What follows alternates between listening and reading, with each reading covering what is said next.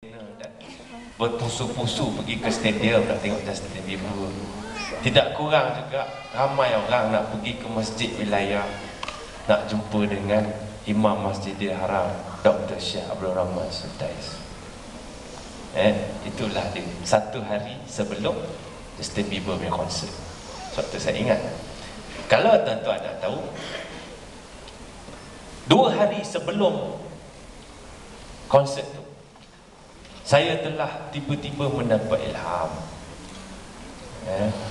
Ada seorang sahabat saya, nama dia Adlan Sabri. Adlan Sabri ni tuan-tuan 2-3 kali, 2,5 kali besar daripada saya. Dan kalau tuan-tuan tengok video tadi tu, tuan-tuan kata itulah rock beruang tanah, maka bolehlah saya katakan hari itu lebih kurang 15 kali lagi beruang tanah daripada saya lagu-lagu dia. Lagu saya tu lembut tuan-tuan, lembut tu. Tak, lagu Ari ni boleh saya nyanyi sikit, suara saya tak sedap, tapi nak bagi faham bagaimana lagu Ari ni.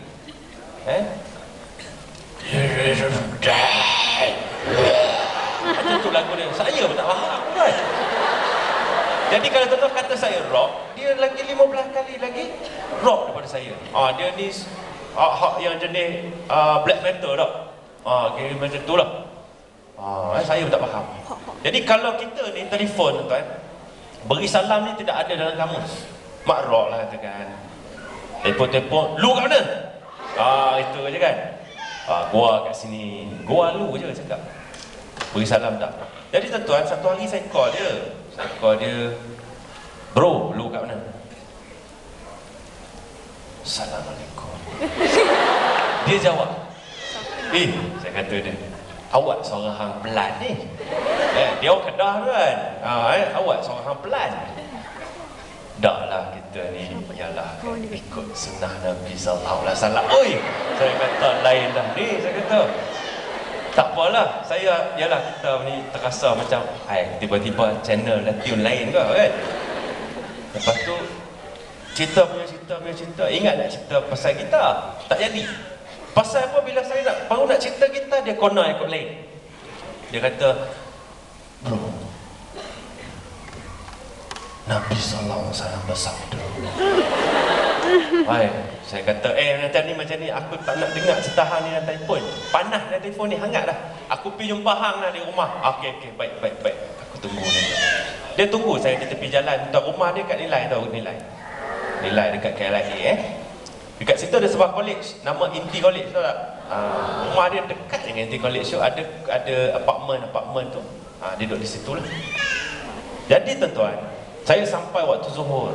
Ini peristiwa yang penting tuan-tuan. Saya nak cerita bagaimana tadi lepas doa yang dimakbulkan oleh Allah Subhanahu Wa Taala, maka Allah akan memberi kita kefahaman tentang agama. Dan kefahaman itu dibagi tuan-tuan berperingkat-peringkat sebagaimana turunnya Al-Quran itu 23 tahun berperingkat-peringkat. Bukan turun sekali, habis itu dah. Nabi dakwah pasal akidah je 13 tahun tuan. Tak ada cerita lagi ni haram minum arak ni, tak ada. Cerita pasal akidah je 13 tahun. Ini nak cerita peristiwa ni. Waktu zuhur masuk, masa saya sampai, Ari kata, saya nak solat dulu. Saya kata apa tu? Sila. Tak pergi. Sila. Macam jemput makan itu. Lepas tu makan. Waktu asar masuk, kami di rumah dia lah. Dia kata, bro, waktu semayang asar, sila, tak pergi juga. 2 waktu dah. Saya tak perlu segan dengan dia. Kalau jumpa imam muda kita, mungkin saya segan lah. Tak semayang pun jadi nak semayang pasal segan kat imam dah. Tapi kalau dengan Ari ni, saya tak payah malu. Pasal dia beruang tanah dengan saya 13 tahun. So tak payah heran lah. Beruang tanah, tahu lah. Beruang tanah dia di atas lagi pada rock ni. Tapi 6.50 lebih kurang tuan-tuan, sebelum waktu maghrib, tiba-tiba saya minta Ari kain. Dia tengok saya, dia senyum. Aku tahu dah. Dia kata, hang nak solat lah. Dia kata, yalah, hang janganlah tanya lagi. Kita pun malu juga lah. Lepas tu dia bagi saya kain, dia bagi saya tuala. hang pergi mandi dulu. Nak menghadap Allah ni, ni tadi dah makan kambing apa semua ni, pergi mandi dululah, dia kata. Saya mandi dulu. Kemudian kami solat di surau, jumpa dengan muazzin di surau tu, orang Pakistan, nama dia Jawad. Dia ni kawan hari barangkali saya fikir. Salam, Assalamualaikum, peluk-peluk, Allahumma salli ala Muhammad. Saya tengok macam pelik. Yalah tuan-tuan, kenapa tak pelik? Kadang-kadang pergi masjid ada ketika-ketikanya, musim-musimnya. Pergi masjid setahun sekali je, itu pun sembahyang sunat air raya. Ni zaman jahiliah dulu ni sungguh. Jadi tak biasa tengok budaya-budaya gini. Lepas tu saya cuba-cuba beri salam pada Jawad tu. Assalamualaikum warahmatullahi. Waalaikumsalam. Dia peluk juga tuan-tuan. Ya Allah, saya dekat, Masya Allah. Rupanya orang-orang ni yang mengikut sunnah Nabi SAW, semua nak buat gitu, peluk-peluk. Tak payah kenal, kita semua we are brothers. Bukan nak tunggu dah duduk berjiran 3 bulan baru nak buat macam tu. Tak payah. We are all brothers. Lepas tu dia bagi preach. Lepas tu dalam bahasa orang putih lah kan. Kita pun dah syok. Saya kata, awak hang bila berapa lama dah dengar benda-benda macam ni? Aku pun baru juga, dia kata. Dulu tuan-tuan, ada macam ilmu hari-hari, kita boleh pergi mana-mana masjid pun, betul tak? Tapi kita tak ada dengar, tak nak dengar. Kalau duduk kena paksa pasal ada imam pun, tak terkesan kat diri kita. Betul tak tuan-tuan? Dengar khutbah Jumaat, tiap-tiap hari Jumaat. Orang lain dengar khutbah, kita buat apa? Tidur. Itu masalah apabila Allah tak nak bagi lagi. Itu masalah. Bukan tak datang, Ustaz. Saya datang Ustaz, saya pergi kuliah Ustaz tu. Cuba cerita sikit apa Ustaz cerita semalam. Saya lupa Ustaz. Mana boleh lupa? Saya sebenarnya tertidur Ustaz. Itu jawapan dia. Bukan bahagian kita. Tiba-tiba habis tu saya cakap dengan Ari, hang besok buat apa? Aku cuti lah, lama lagi. Belum start kerja lagi. Jadi dia kata, bila dia kata cuti je, saya kata okey, besok kita pergi jalan-jalan. Jalan-jalan pergi cari masjid nak tak? Ada akak muslimat kita gelap. Betul dia kak, sungguh. Jalan-jalan cari masjid, bukan cari makan. Jalan-jalan cari masjid, betul.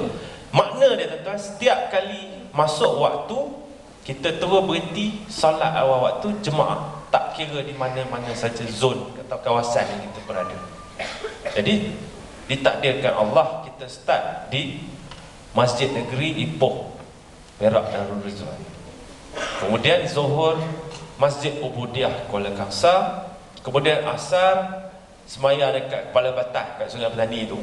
Lupa dah nama masjid dia. Maghrib dekat Masjid Terapung dekat Tanjung Dawai. Isyak nak semayang Masjid Zahir Al-Usta, tak sempat sampai hujan lebat.